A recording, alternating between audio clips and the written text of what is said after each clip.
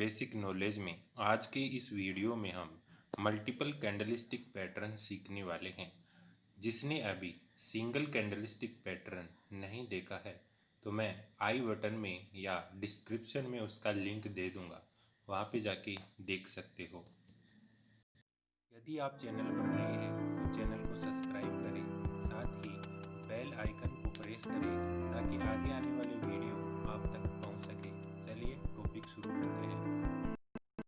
Multiple candlestick pattern में हम सबसे पहले बनने वाले पैटर्न के बारे में बात करते हैं। तो उसमें आज के वीडियो में हम एंगल्फिंग पैटर्न के बारे में बात करने वाले हैं। तो एंगल्फिंग पैटर्न में भी दो टाइप के पैटर्न होते हैं। एक होता है बुलिश एंगल्फिंग पैटर्न, उसका मतलब होता है कि अभी जो ट्रेड होता है अप साइड में जाने वाला है, उसको ये डायरेक्शन बताता है। और जो बेरिश एंगल्फिंग पैटर्न होता है, तो बेरिश का मतलब अभी यानी सेलर्स ज़्यादा हैं और ये ट्रेड अभी डाउन साइड में जाएगा, तो ये इस डायरेक्शन को बताता है। तो आज के वीडियो में हम ओनली बुलिश एंगल्फिंग पैटर्न के बारे में बात करने वाले हैं। तो मल्टीपल कैंडलस्टिक पैटर्न के बारे में आपको पता होगा कि जो मल्टीपल कैंडलस्टिक पैटर्न है, जो दो या उससे ज़्यादा कैंडल से मिलकर बना हुआ होता है, और जो सिंगल कैंडलस्टिक पैटर्न के बारे में बात की थी हमने, तो वो ओनली सिंगल कैंडल से मिलकर बना हुआ होता है।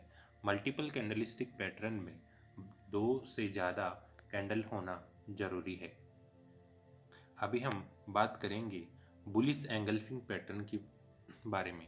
तो बुलिश एंगल्फिंग पैटर्न में दो कैंडल होती हैं, उनमें से एक कैंडल होती है वो रेड कलर की होती है जो पहले दिन बनती है, और उसके नेक्स्ट डे जो बनने वाली कैंडल होती है वो ग्रीन कलर की कैंडल होती है। तो ये बनने वाला पैटर्न होता है, उसको बुलिश एंगल्फिंग पैटर्न बोलते हैं। उसमें क्या कंडीशन होती है मैं आपको आगे एक्सप्लेन करने वाला हूँ। तो बुलिश एंगल्फिंग पैटर्न के बारे में मैंने आपको यहाँ पे ये बताया कि इसमें दो कैंडल होती हैं। एक पहली वाली जो कैंडल होती है वो रेड होती है, दूसरी वाली बनने वाली कैंडल होती है जो ग्रीन होती है। जो पहली वाली कैंडल होती है हम उसको P1 बोलते हैं, और जो दूसरी वाली कैंडल होती है वो उसको P2 बोलते हैं। P1 का मतलब आज बन गई ये कैंडल, और P2 का मतलब यानी उससे दूसरे दिन बन गई, ऐसा हम मान के चलते हैं। अभी ये बात करते हैं कि बुलिश एंगल्फिंग पैटर्न कहाँ पे बने, उसको देख के हम कैसे ट्रेडिंग लेते हैं, स्टॉप लॉस कहाँ पे लगाते हैं, और हमारा नज़रिया यानी हम जो ट्रेड लेते हैं उसमें परफेक्ट सिनारियो कब बनता है, मैं आपको एक्सप्लेन करने वाला हूँ। अभी मैं बात करता हूँ की पॉइंट के बारे में। जो बुलिश एंगल्फिंग पैटर्न होता है तो उसके क्या क्या की पॉइंट होते हैं। उसमें सबसे पहले आपको ध्यान में रखना चाहिए कि जो बुलिश एंगल्फिंग पैटर्न में कैंडलस्टिक पैटर्न में दो टाइप के कैंडलस्टिक पैटर्न होते हैं। और ये क्या करता है, दो टाइप मतलब दो टाइप की कैंडल होती हैं। उसमें जो पहली कैंडल होती है वो ऐसे रेड कलर की बनेगी, और जो दूसरी कैंडल होती है जो ग्रीन कलर की बनेगी। लेकिन उसमें कंडीशन इतनी ही रहती है कि जो दूसरी कैंडल बनी ग्रीन वाली, जो पहली वाली कैंडल की जो रियल बॉडी है उसको पूरा कवर कर लेती है, यानी उसको पूरा का पूरा ढक लेती है। इसमें ध्यान रखने वाली आगे की बात यह है कि ये हमेशा डाउन साइड में ही बनती है, यानी जब एक मार्केट में बहुत तेज गिरावट हो जाती है और उसके बाद में जब ट्रेंड रिवर्सल होता है, यानी अब यहाँ पे एक बुलिश एंगल्फिंग कैंडल बनती है। तो बुलिश एंगल्फिंग कैंडल हमें यह बताती है कि मार्केट में अभी बिकवाली का समय ख़त्म हो गया है, यानी अभी मंदी ख़त्म हो गई और ये अभी ख़रीदारी का समय आने वाला है। तो यानी अभी ये ट्रेड अप साइड में जा सकता है। ये हमें एक ट्रेंड की डायरेक्शन को बताने में काम में आती है, और इसी को देख के हम मार्केट में एंट्री लेते हैं और एग्ज़िट भी करते हैं। तो आपको ध्यान में रखने वाली बात, ये दो कैंडल से मिलकर बनी होती है, और ये हमेशा डाउन ट्रेंड में ही बनती है। यानी जब डाउन साइड रहता है वहाँ पे जब ये ऐसी कैंडल बनती है तो यही कंफर्म उसका सिनेरियो परफेक्ट सिनेरियो रहता है। जो आप किसी भी शेयर के चार्ट में अगर आपको बीच में ऐसी वाली कैंडल दिखती है तो उस कैंडल का कोई वजूद नहीं रहता है। तीसरी बात आपको ध्यान में रखनी चाहिए कि जो फर्स्ट वाली जो रेड कैंडल होती है उसको जो दूसरी वाली ग्रीन कैंडल होती है उसकी ये रियल बॉडी होती है उसको पूरा का पूरा ये सेकंड वाली बॉडी यानी जो सेकंड वाली कैंडल होती है उसकी जो ये रियल बॉडी है वो पूरा का पूरा कवर कर लेनी चाहिए। चलो आपको मैं दोबारा से बताता हूँ। जैसा कि पहले ये कैंडल है और ये इसकी रियल बॉडी है। मैंने कैंडल के जो एनाटोमी में बताया था कौन सा उसकी बॉडी है, रियल बॉडी कौन सी है और उसके शैडो कौन से होते हैं, ये भी मैंने आपको बता दिया था। अब जो दूसरे दिन जो ग्रीन कलर की जो कैंडल बन रही है तो उसकी जो ये रियल बॉडी है, ये वाली रियल बॉडी है, तो ये रियल बॉडी जो ग्रीन की रियल बॉडी उसकी जो रेड की जो रियल बॉडी है उसको पूरा का पूरा ढक लेती है, यानी ये पूरा का पूरा ढक लेती है। लेकिन जो ये शेडो रहता है तो ये उसके नीचे भी रह सकता है। जैसे कैसे अभी बताता हूँ कि मान लो ये एक रेड कलर की कैंडल है और इसका ये दो शेडो हैं। दूसरे दिन बनने वाली जो कैंडल है वो ग्रीन कलर की कैंडल बन रही है, तो ये ऐसे वाली कैंडल बन रही है, यानी उसका दोनों का बराबर है, यानी जो इसका क्लोज और इसका ओपन दोनों बराबर है और ये इसके शेडो हैं। तो ये वाला पैटर्न भी बुलिश एंगल्फिंग पैटर्न होता है। तो ये बात आपको ध्यान में रखनी चाहिए। तो ये भी एक बुलिश एंगल्फिंग कैंडलस्टिक पैटर्न है। तो ऐसे ऐसे आपको कैंडल किसी भी चार्ट में ओपन करके देखना और उसको प्रैक्टिस करो और पहचानने की ज़्यादा से ज़्यादा प्रैक्टिस करो कि कहाँ पे ऐसी कैंडल बनती हुई नज़र आ रही हैं।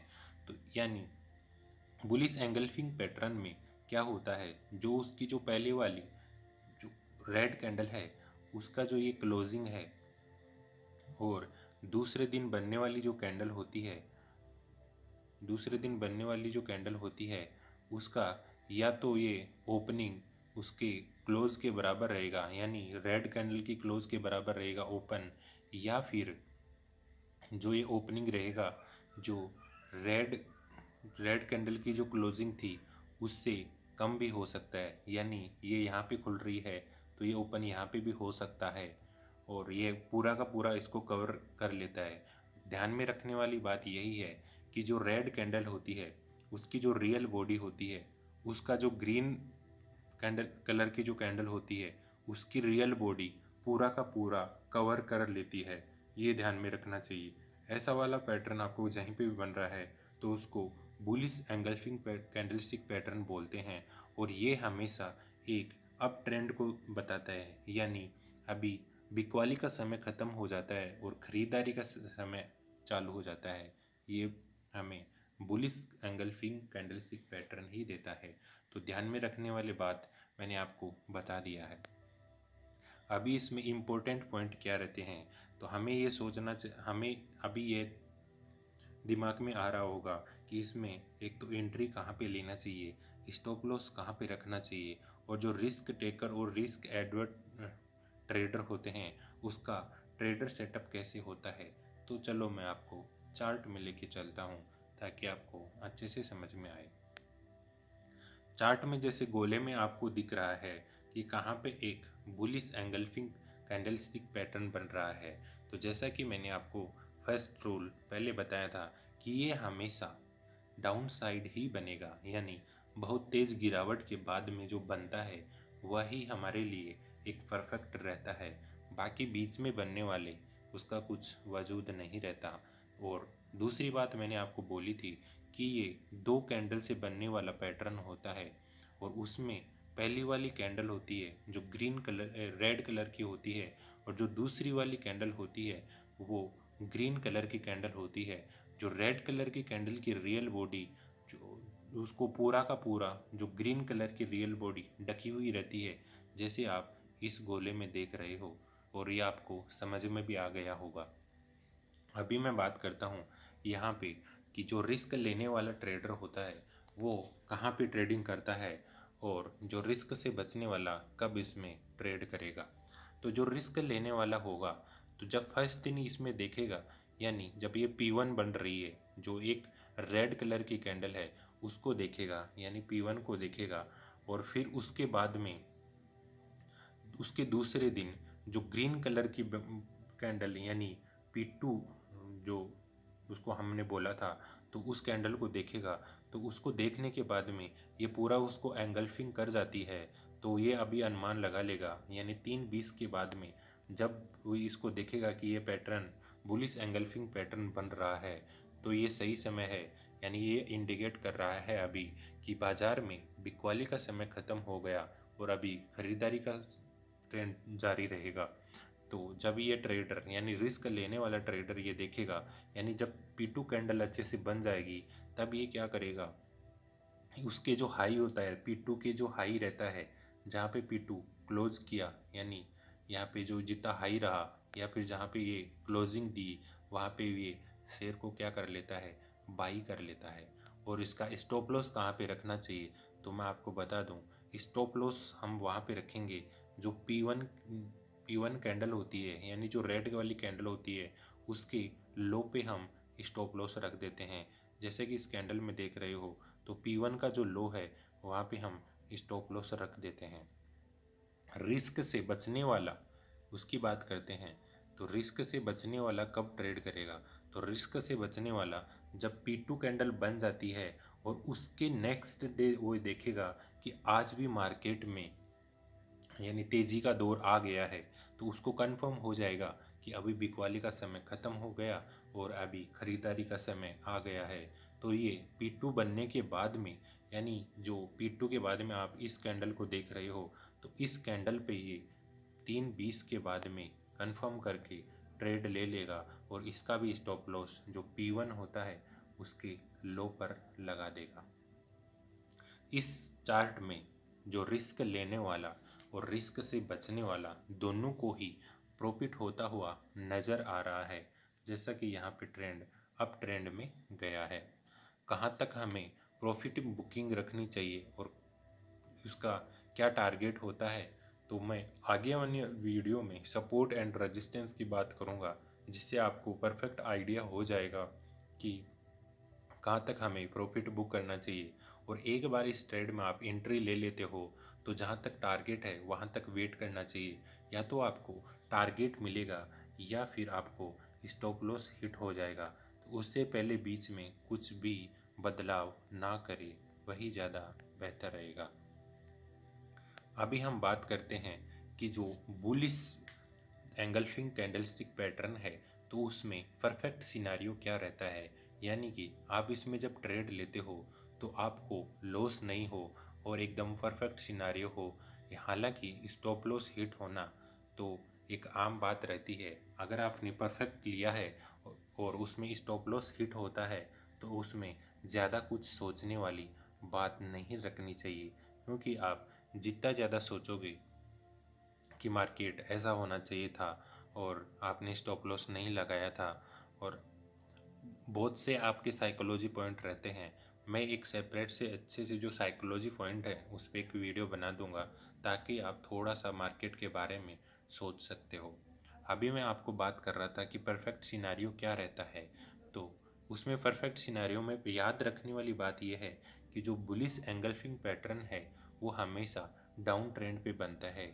जैसे कि ये शेयर गिर गया, यानी इसमें बहुत ज़्यादा गिरावट के बाद में जब ये कैंडल बनती है, तो ये बुलिश एंगल्फिंग पैटर्न होता है, और ये हमें यही बताता है कि अभी बिकवाली का समय ख़त्म हो गया और ख़रीदारी का दौर आने वाला है।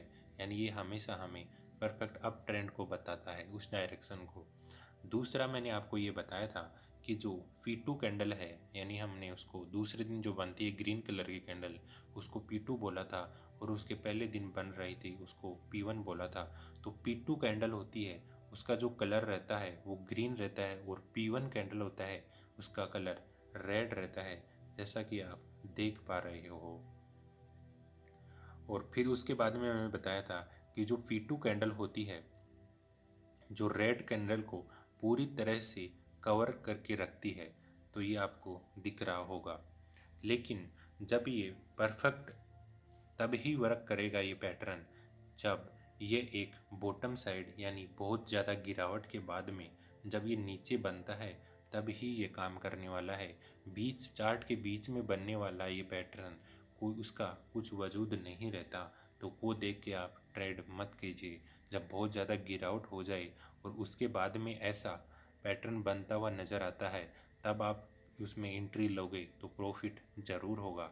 उसके बाद में मैंने आपको बोला था कि जो रिस्क लेने वाला होता है वो 3:20 पे जब P2 कैंडल पूरी बन जाती है तब कंफर्म करके एंट्री लेगा, और जो रिस्क से बचने वाला जो P2 कैंडल बन जाती है उसके नेक्स्ट डे 3:20 के बाद में ये देखेगा कि आज भी मार्केट में अभी ख़रीदारी का दौर आ गया है, तो ये देख के जो रिस्क से बचने वाला एंट्री ले लेगा। स्टॉप लॉस कहाँ पे रखना चाहिए, तो हमें स्टॉप लॉस हमेशा P1 कैंडल है उसके लो पर ही रखना चाहिए।